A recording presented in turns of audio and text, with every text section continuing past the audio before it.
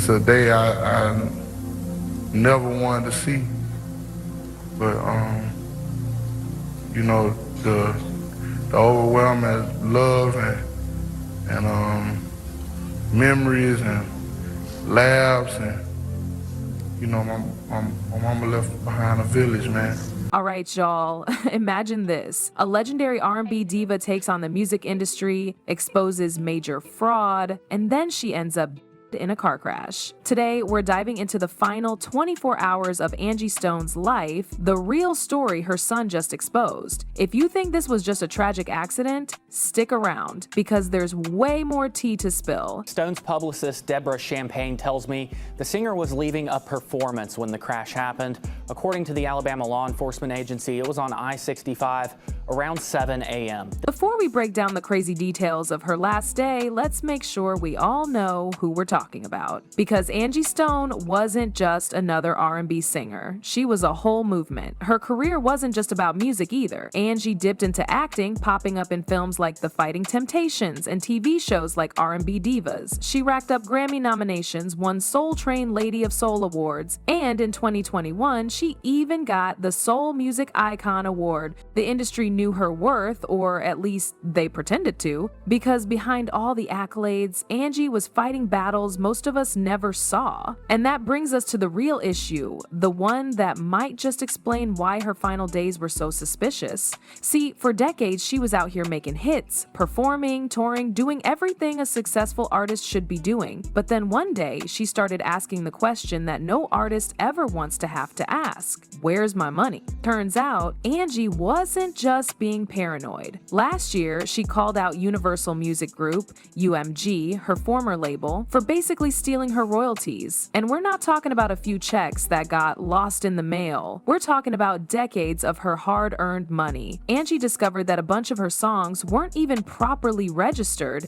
That means all the streaming money, all the radio play, everything, it was all going straight to UMG's pocket. Let's put that in perspective. If a college kid illegally downloads a song, the industry will sue them for millions. But when a major label pockets an artist's earnings, suddenly it's just an accounting issue. Angie wasn't just venting about this on Instagram Live. She had receipts. She publicly stated that she was digging into her finances, pulling records and figuring out exactly how much she was owed. And let's just say the numbers were not small. And she wasn't planning to just take the loss and move on either. Word on the street was that Angie was gearing up for a lawsuit. She wanted what was hers, and she wasn't afraid to go after the people responsible for taking it. Then, just when things were heating up, March 1st, 2025, Angie Stone in a car crash, and tell me why she was the only person out of 9 in that van who didn't make it. Now, I'm not saying it's definitely connected, but you have to admit, it's weird. An artist speaks out against the industry, starts pulling legal documents, and suddenly, she's gone. If this were a movie, we'd all be side-eyeing the villain right now. And Angie's son, Michael, he's not buying the official story. According to him, his mom was acting off in the days leading up to the crash. There were strange phone calls, weird vibes, and this feeling that something wasn't right. And that's where things start getting really interesting.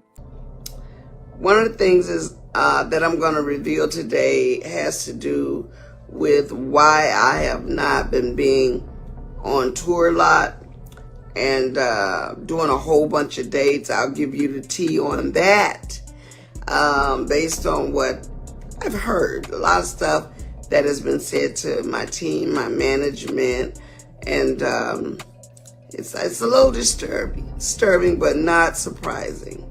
All right, so here's where things get really sketchy. Angie's last day wasn't just a regular day, it was jam-packed with red flags. Let's start with the timeline. It was February 29th, just a day before that fateful crash. Angie had just wrapped up a show in Alabama, and by all accounts, she was in her element, performing for her fans, doing what she loved, nothing unusual there. The plan was to head to Atlanta with her band, keep the momentum going, and do what she had been doing for decades. But the ride to Atlanta wasn't just another road trip. According to her son Michael, Angie had been acting weird in the hours leading up to the crash. He described her as paranoid, convinced that someone was watching her. Now, this wasn't just your average, I feel like someone's watching me paranoia. We're talking about a seasoned artist, someone who'd been in the industry for decades. She had seen it all, the good, the bad, and the downright shady. So, if Angie was feeling paranoid, you have to wonder, why? Michael even mentioned that Angie had been receiving strange phone calls that day. Calls that didn't make sense, from numbers that didn't show up on her caller ID. Who was calling her? What were they saying? And why does it feel like these details just got swept under the rug? Fast forward to that night. Angie is in a van with 8 other people. They're driving down a stretch of highway that, for most people, wouldn't be considered dangerous. Yet, somehow, there's a crash. Out of 9 people in that van, Angie is the only one who doesn't make it.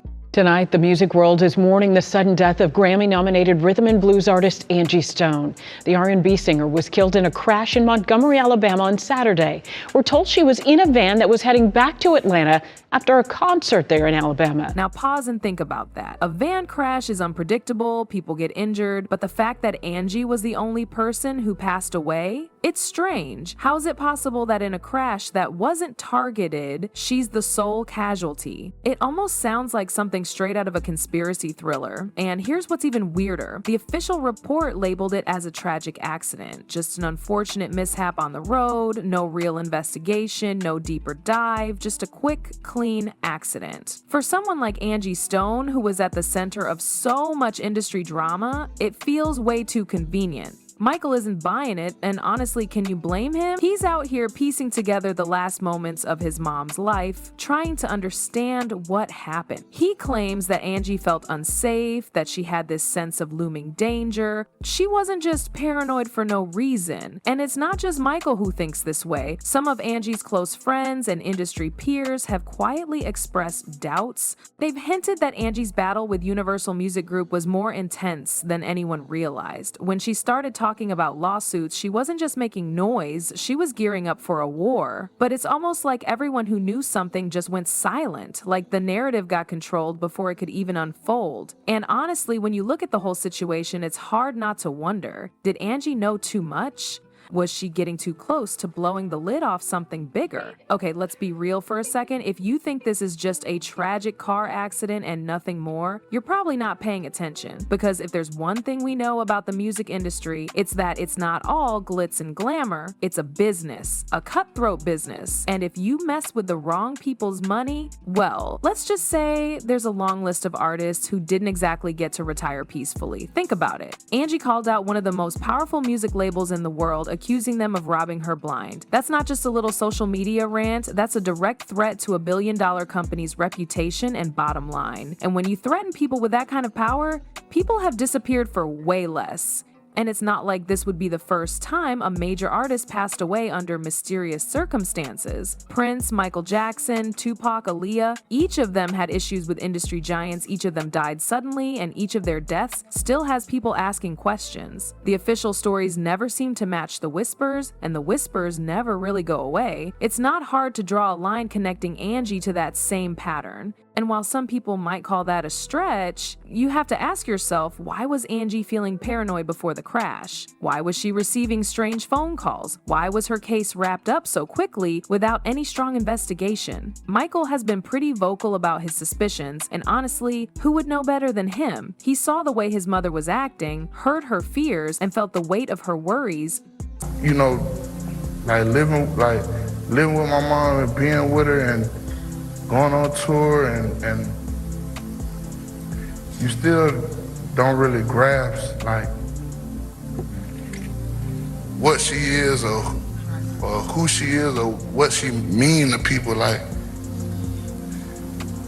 She, people loved her music, but now in our past, and I'm seeing she was more of a spirit. She was like an angel. She's like a tree. She planted roots in the ground. So here's where things get really bad. After months of silence, Michael finally decided to break his silence, and let me tell you, what he revealed is chilling. Michael claims that in the days leading up to the crash, Angie knew she was being followed. According to Michael, this wasn't the first time Angie felt like she was being targeted. He hinted that there were attempts to silence her before. Imagine the frustration of fighting for what's yours, exposing fraud, and realizing that the very people you trusted in the industry might be trying to shut you up. It's not a stretch to think Angie had a target on her back. And listen, Michael isn't just some random person chasing clout. This is her son, someone who lived with her, saw her behind closed doors, and knew the reality of her struggles. The industry's dirty laundry wasn't just something Angie spoke about on a stage or in interviews, it was dinner table conversation. Michael heard the late night phone calls, saw the nervous energy, and watched his mother worry for her safety. Michael claims that Angie confided in him about some strange, high-stakes meetings before her death.